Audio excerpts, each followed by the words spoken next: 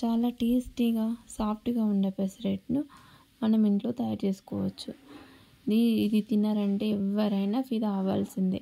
దీనికి గట్టి చట్నీ మనం పల్లీలతోనే చేసుకోవాలండి, పుట్నాలు యూజ్ చేయవద్దు. దీనివల్ల మంచి టేస్ట్ వస్తాయి పల్లీలతోటి.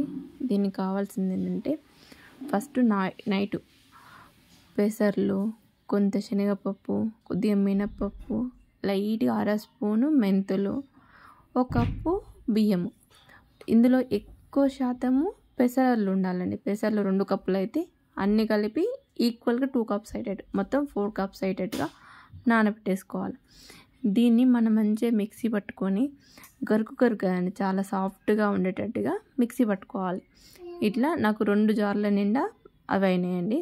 సో 2 సార్లు పెట్టేసుకున్నాను. అంతా పట్టి పెట్టేసుకున్నాకనే మనం సాల్ట్ మిక్స్ చేసుకోవాలి. నేను 2 స్పూన్ల సాల్ట్ వేసానండి. 2 స్పూన్ సాల్ట్ వేసాక గరిటెతోని మంచిగా చాలా టైమ్స్ మిక్సీలో తిప్పినట్టుగా తిప్పాలండి. దీనివల్ల పిండి కూడా చాలా స్మూత్ అయిపోతుంది. మనం పోసేటప్పుడు కూడా విడిపోకుండా మంచిగా పెసరట్టు నీట్గా వస్తుందండి. ఇట్లా చాలాసేపు కలిపి పెట్టుకోవాలండి. ఒక 5 to 10 minutes ఇట్లా తిప్పితే మంచిగా టేస్ట్ కూడా వస్తుందండి. ఆల్ కూడా మంచిగా మిక్స్ అయిపోతాయి. మనం 2 times మిక్సీ పట్టుకున్నాం కదా, అంతా కూడా ఈక్వల్గా మిక్సీ అయిపోతుంది.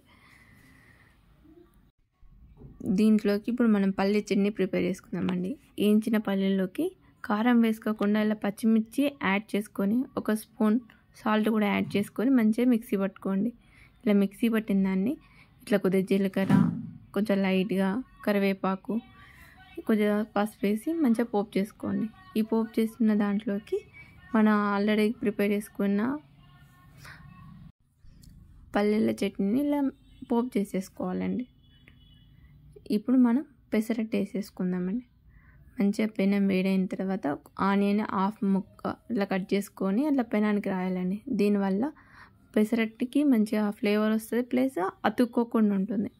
ఇట్లా ఒక సైడ్ మంచిగా కాలిన తర్వాత దీన్ని కొద్దిగా పైన కొద్దిగా లైట్గా ఆయిల్ యాడ్ చేసేసుకోవాలండి, కొంచెం టేస్ట్ కోసం. తర్వాత దీన్ని తిప్పేసేసుకోవాలి. మన కాలిన తర్వాత కొద్దిగా లేస్తుందండి పెసరట్టు. ఇట్లా లేసాక దాన్ని తిరిగేసుకోవాలి. ఇట్లా అన్ని పెసరట్లు వేసుకున్నాక ఒక గిన్నెలోకి చట్నీ ఇది సర్వ్ చేసుకుని తింటే ఆ టేస్ట్ చాలా మంచిగా ఉంటుందండి. మీకు కనుక నా వీడియో నచ్చినట్టయితే please like, subscribe and share. Thank you friends.